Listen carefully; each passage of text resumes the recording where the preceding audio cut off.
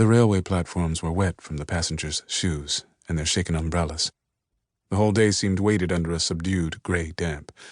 Railway workers moved around in their dark boredom. A new symphony was being piped through the loudspeakers, some factory drill of cello and violin. I took a bench under the platform eaves and watched as a woman my age bid goodbye to 2 teenage children. I smoothed my dress, neither too solemn nor celebratory, trying all the time to imagine what he would look like. My mother had sent me a photograph taken years before, while she was still teaching him in Ufa. He had the thin, cheeky face of a peasant boy, high Tatar cheekbones, sandy hair, a cocked stare.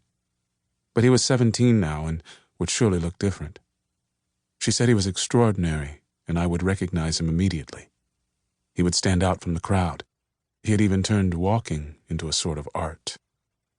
When the train finally arrived, pouring steam into the air, I stood and held out a hat that had once belonged to my father, a prearranged signal.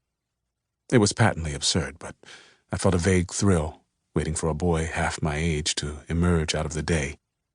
I scanned the crowd, but nobody matched his description. Walking through, I brushed against summer overcoats and suitcases, even went so far as to hail 2 young boys who, in their fear, thought I was an official and hurriedly showed me their papers. The next train was not for another 4 hours, so I went out into a light rain. In front of the station, someone had altered the face of Stalin, chipping out tiny, almost imperceptible pocks in the stone cheeks. The flowers beneath the statue had gone untended.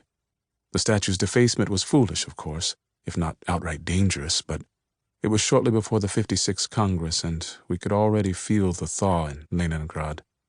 It was as if a tiny crack had opened and light was spilling through, a cumulative light that would continue to spread, its existence becoming an undeniable fact of our lives. Black canvas tents stood over the tram tracks where they were being repaired. The price of radios had fallen. Shipments of oranges from Morocco were getting through. We hadn't seen oranges in years. Buyers pushed at one another down by the Nivas docks. Just a few months before, in an attempt to resuscitate desire, I had been able to buy my husband 8 bottles of his favorite Georgian wine. We even had hot water piped into the apartment, and very late one night I had slipped into the bath with him, surprising myself. Him even more so. For a while, Iosif had brightened considerably, but when he finished the wine, he revisited his policy of gloom. Instead of waiting outside the station, I walked along the Niva, past the prison, down to the bridge, where I took a tram to the university. I rapped on my husband's door to inform him of the situation, but he wasn't in his office, probably working somewhere or dallying with one of the other physics professors. It was my first visit back to the university in quite a while, and there was a hollowness to the corridors as if I were walking through the belly of a drum that once formed the musical centerpiece of my life. I even toyed with the idea of going into the linguistics department, but I felt that it might rekindle old wounds, not salve them. Instead, I dug an old pass out of the depths of my bag and put my finger over the expiration date so I could get into the canteen. The food was grimier and more insipid than I remembered.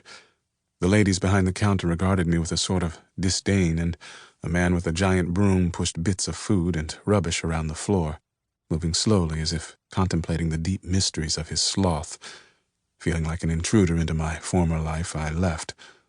Outside, the sun had broken through the clouds, and reefs of Arctic light lay on the sky.